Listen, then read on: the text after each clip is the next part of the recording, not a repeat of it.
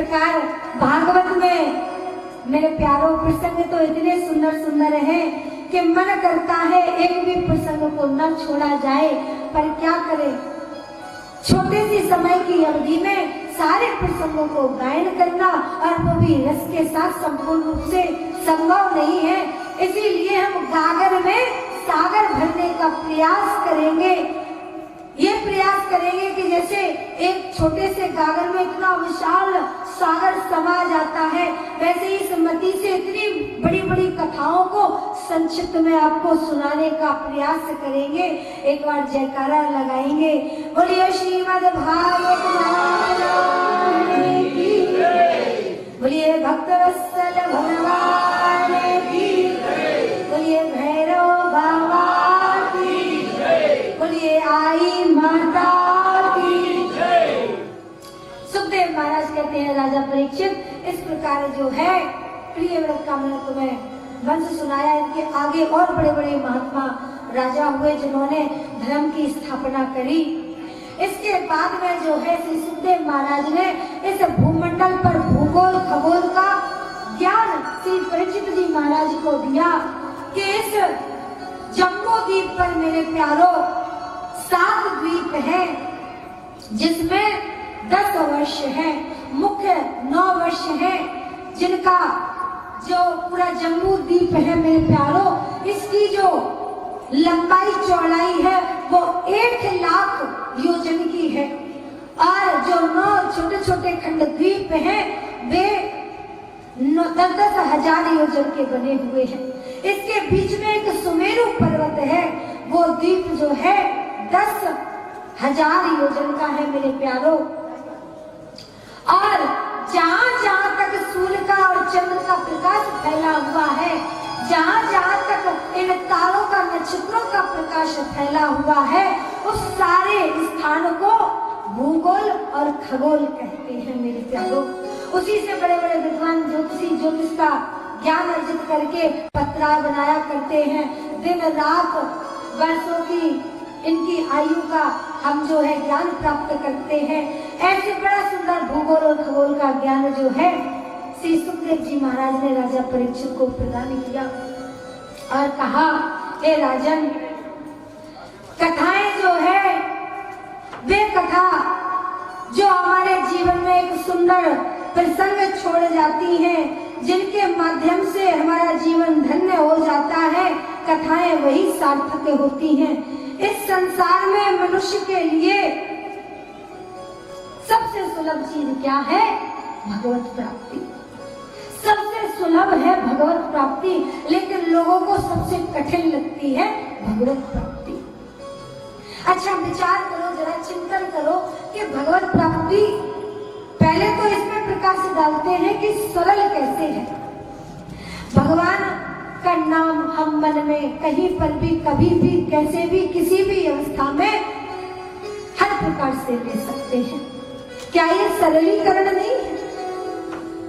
नहा रहे हैं, खा रहे हैं, पी रहे हैं, लघु शंका गए हैं, शौचालय गए हैं, जहां पर भी गए हैं वहां पर हम परमात्मा का नाम ले सकते हैं, कोई बंदिश नहीं है।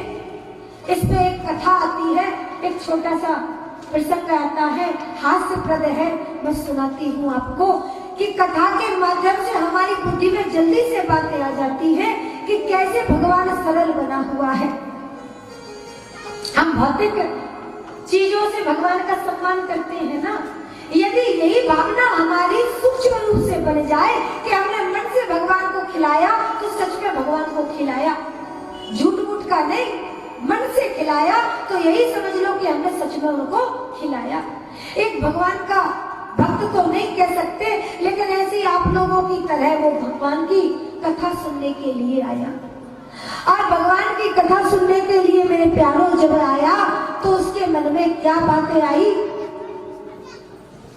उसने बड़े विद्वान के मुख से क्या सुना कि भगवान तो भाव के भूखे होते हैं, कुछ भी उनको खिला दो, पाल लेते हो, फटकार के डांट के भगा देता है, पर धन नहीं देता, और वो भी जो दिखाई नहीं देता, जिसको सुना है केवल कानों से, उसके लिए रोज खर्च करके कोई नैवेद्य, कोई सामग्री मंगवा के समर्पित करो।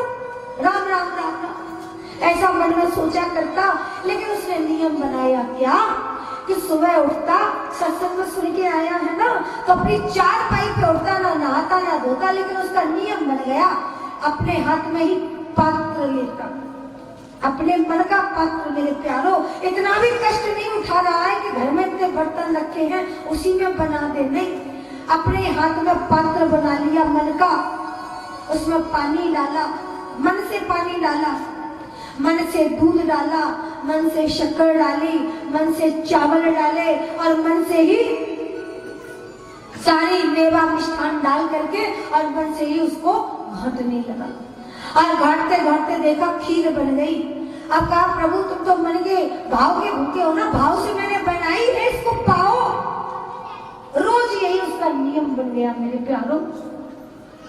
जब जो व्यक्ति अपनी पत्नी जो 24 घंटे उसकी सेवा कर रही है, उसको धन खर्च करने को नहीं दे सकता, जो बच्चे उसकी सेवा में लगे हैं, जो उसके उत्तराधिकारी बनने वाले हैं, उनको नहीं दे सकता, तो जो भगवान नहीं देता उसको भला कैसे खर्च करेगा इतना बड़ा कंजूस सेठ। एक दिन क्या हुआ, अब कंजूसी की आदत जो बनी हुई है, एक प्रवृत्ति होती है ना, संस्कार।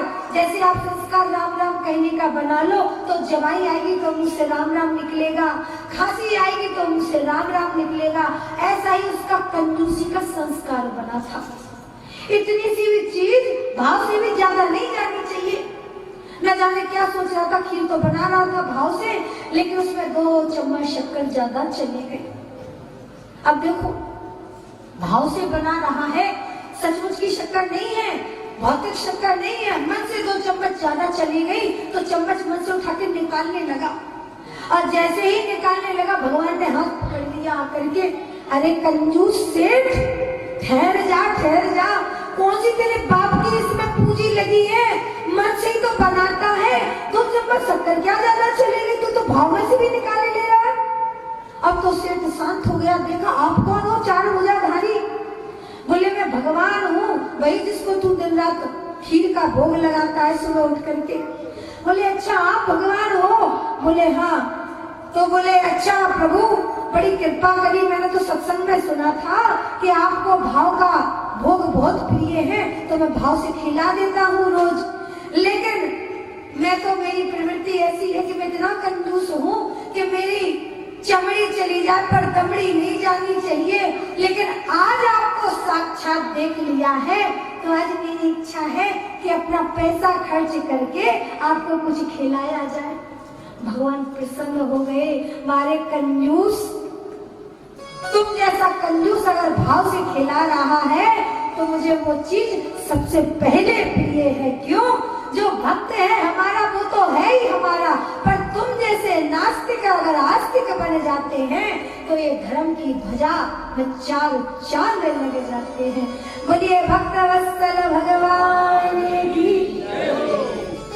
इस प्रकार जो है छोटी छोटी बातों के माध्यम से हमें अच्छी शिक्षा मिलती है, इनको हमें ग्रहण करना चाहिए। इसके बाद मेरे प्यारों, नरकों का वर्णन किया है श्री सुखदेव जी महाराज ने कि ये जो नरक बनाए हैं, जो जम्बू द्वीप है उसी द्वीप का वर्णन करते हुए आगे कहते हैं कि ऊपर के 7 लोकों का निर्माण किया, जिसमें 7 अलग अलग लोक बनाए हैं। जीव जैसा कर्म करता है मेरे प्यारों, उस कर्म के अनुसार वे उस लोक में जाते हैं। सबसे ज्यादा चर्चा स्वर्ग लोक की आती है। क्यों? स्वर्ग में जो है देवताओं का राजा इंद्र निवास करता है, और जितने भी देवी देवता हैं वे स्वर्ग में निवास करके सारे जीवों की रक्षा सुरक्षा और उन्हें उनके द्वारा जो आहुतियां जो नैवेद्य समर्पित किए जाते हैं वे उन्हें स्वीकार करते हैं। फिर इसके नीचे 7 लोग पाताल के बनाते हैं, जिसमें मेरे प्यारों अनेकों अनेक लोग बने हुए हैं। सुतल लोक, अतल सुतल वितल तलातल रसातल महितल पाताल। इनमें जो सुतल लोक है बड़ा प्रसिद्ध है मेरे प्यारों। नीचे के जितने लोग हैं ना, इनमें देवी देवता निवास नहीं करते हैं, इनमें दैत्यों का निवास है। यक्ष, किन्नर, गंधर्व, ये जो नीची जातियां हैं ना, इनका निवास स्थान पृथ्वी से नीचे जो लोग हैं उनमें किया गया है। मेरे प्यारों, पृथ्वी से दक्षिण भाग में नरकों का वर्णन किया गया है। मुख्य रूप से 21 प्रकार के नरक हैं, लेकिन श्रीमद् भागवत में और 7 प्रकार के नरक जोड़ दिए गए हैं, तो मिलाकर के 28 प्रकार के नरक हो गए, जिसमें रौरव, महारौरव, कुंभीपात, रामेश्वर आदि 28 प्रकार के नरक हैं, जिनमें जीव के कर्म के अनुसार अपनी सजा को भोगने के लिए भेजा जाता है। और इसके मालिक कौन है मेरे प्यारों? इसके मालिक है धर्मराज। वे धर्मराज जो 12 भागवत में गिने जाते हैं मेरे प्यारों। ये 12 भागवत कौन कौन से हैं, इसके विषय में श्री सुखदेव जी महाराज कह रहे हैं। स्वयंभू नारिदा शंभू कुमारा कपिलो मनु प्रहलादो जनको भीष्मो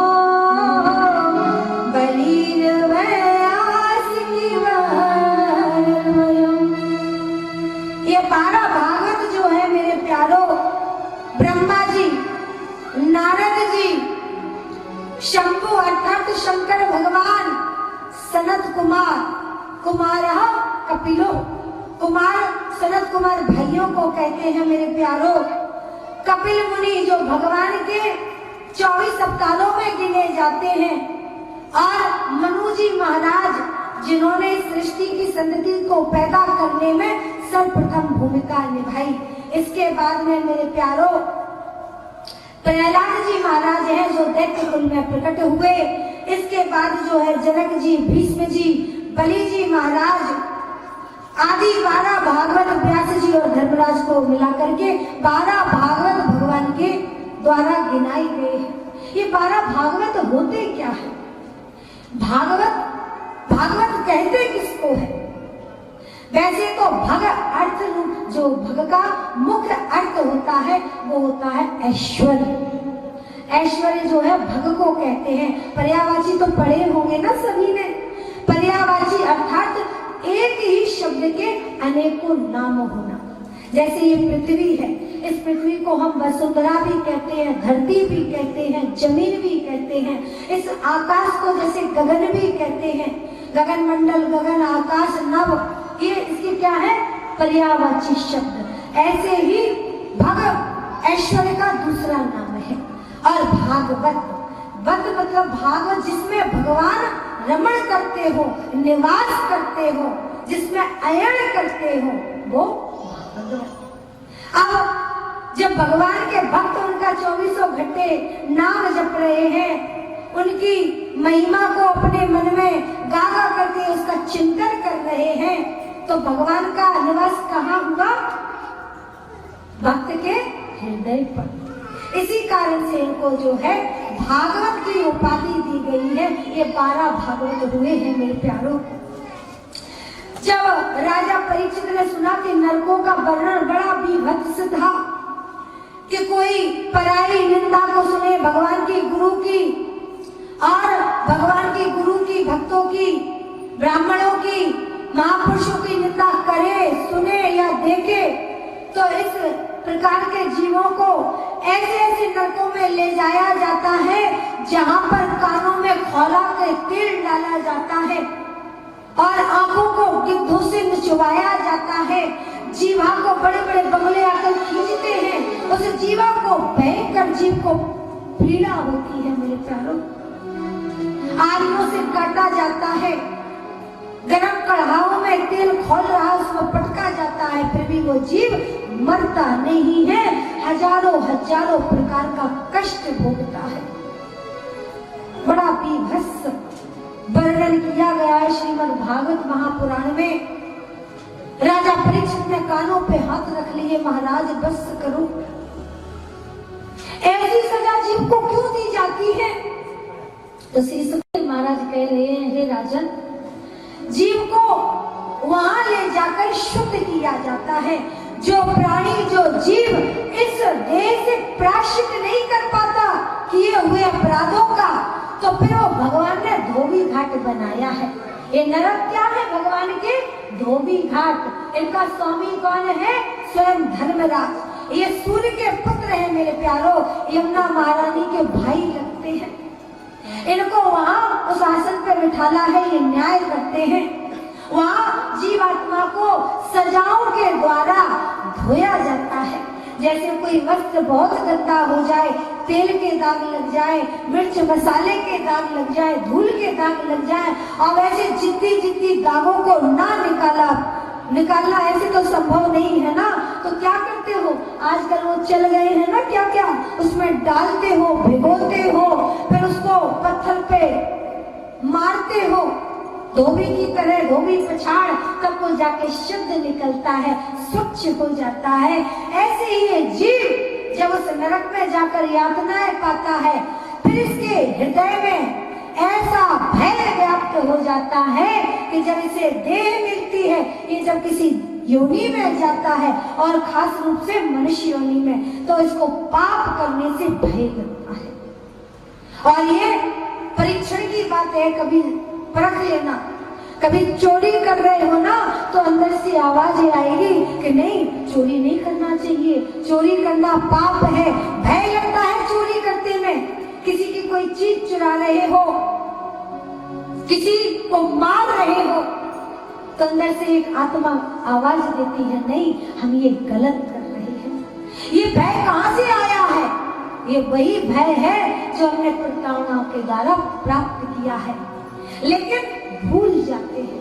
मनुष्य का स्वभाव है भूल जाना, पर अब भूलना नहीं है। इसको क्या करना है? याद करके रखना है मेरे प्यारों।